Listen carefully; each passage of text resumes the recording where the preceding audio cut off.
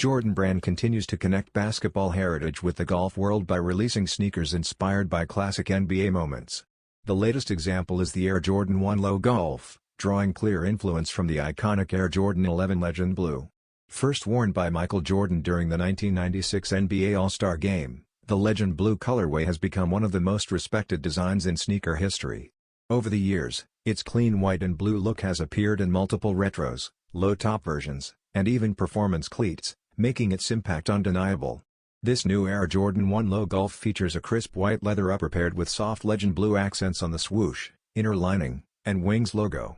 A semi-translucent blue tinted outsole with golf-specific traction completes the design, blending style and function on the course. The Air Jordan 1 Low Golf Legend Blue is set to release in January 2026 with a retail price of $155 in men's sizing.